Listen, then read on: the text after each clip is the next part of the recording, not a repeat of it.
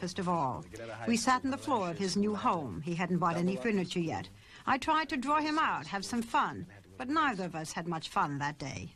Eddie, what was the first character you did on Saturday Night Live that took off? Raheem Abdul-Muhammad. He started out as a college student, though.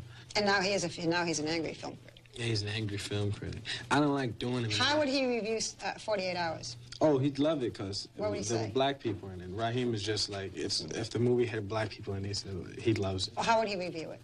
I don't know. Stop putting me on the spot. Come on. I want to have, just in case people don't stay up that late, I want to have them see you. They should stay up and watch the show, or the ratings will go down, and then I'd be breaking in your house on Saturday, so you better watch up. If people were to talk about you now, I mean, there are people who are going to watch tonight who perhaps don't see Saturday Night Live and perhaps haven't seen 48 Hours. There are one or two who haven't seen 48 Hours. What are you, moles? Get out of the house. That's right. Go to the Don't movies. watch this. Yeah. What would you say about you? What, to me? About me that they don't know? That they don't know. I don't know. It's real tough to give a description of yourself. Because like I said, I'm on the outside. I'm on the inside looking out all the time. Yeah. And as you look out there and all those people are looking at you now and you're looking into that, all that audience, what are you seeing? Who's looking at you? What are they thinking? I don't know. What are you people thinking? Write it down and send it to Barbara Walters' box. No. I'm crazy. I'm a nut brain. What can I tell you? You know what? What we're talking about? That's how you get off the subject. See, lots of times, Barbara can get a celebrity to start talking about. She have you crying on the show, and I'm slick. See, now she don't know where we're going now, see? I know where we're going.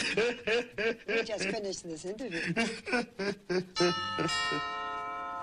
4 years and 2 Beverly Hills Cop movies later, we talked again. Barbara Walters? What are you doing here?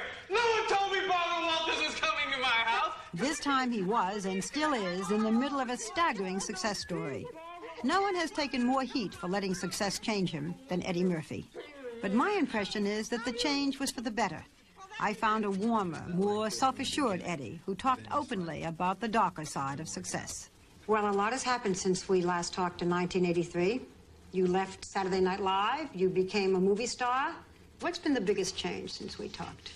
I guess I'm a little more paranoid than I used to be. On every, I'm a little socially, I'm a little more paranoid. Emotionally, I'm a little more paranoid. And those things, but success and power kind of like isolates you, and you get confused because you start thinking, you know, if I have this and I have that and I can do this, I can do that, how come I'm not happy all the time? Then you realize that nobody's happy all the time. Mm-hmm. Indeed, no one is happy all the time, no matter how... Who is Brooke Shields? I love these questions. And who Brooke Shields is? Yeah, a person. I think I'm just a regular kid that just happens to work. When we last interviewed him, he had just broken up with his second wife, Brigitte. I find myself telling people constantly, you don't know how smart this man is. If he appears simple in the movies, it's because he wrote the part that way. Stallone seems to have everything in the world, and what he doesn't have, he hasn't got a clue how to get. I would like to be able to have a home life that is really beautiful, that is the whole storybook, white picket fence bit, I really would. I would like to go for that. I haven't really been successful at it. Maybe it's my own. Isn't that bad? No, yeah, I was. Actually, I was. Well, I was a kind of combination of Marlon Brando and Bonte Carlo. Do you remember when your agent called you? How did your agent call you about the part? You didn't have a phone. I had an office set up outside Pioneer Chicken. What do you mean you had an office? Well, there was just up the street from my apartment, and there was this phone booth at Pioneer Chicken, and I was there all the time. That was my place. And I would just go there, and everybody knew the number there. And they'd call, and they knew the chances. So funny. I'd say, well, Shouldn't be a total loss. I could order a couple of chicken wings. Then I was wishing I had, like, you know, $1.99 to get a couple of chicken wings. But it was real funny, and that was kind of my office. Do you feel Talking with Michael J. Fox is like talking to the boy next door. In fact, Mom and Dad were in the next room. For Michael, the early years weren't that long ago, and the memories are fresh and funny. I heard you ate so much macaroni and cheese. Yeah, I could do a cookbook on it. And macaroni, Yeah. 90 different ways to eat macaroni. Yeah. Is it true that you sold off a sectional couch section by section? Right, yeah, the famous sectional couch story. Yeah, I sold my sectional couch section by section to an actor named Lance Guest. You sold the same actor each section? Yeah, yeah. Why don't you sell him the whole Because he thing couldn't afford to buy the whole thing, and I had too much optimism to sell the whole thing at once. Not everyone has spoken so effectively. He loaned me his black leather jacket, and when the ride was over, he gave it to me. Want to know how Don Johnson gets rid of his anger? He cranks up his speedboat to full throttle and screams at the top of his lungs.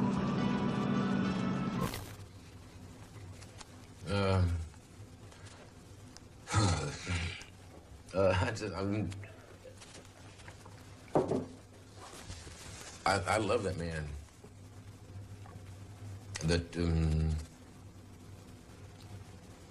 You caught me off guard, I'm sorry.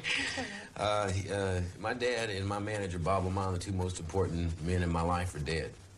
And I made it after my father died. My passion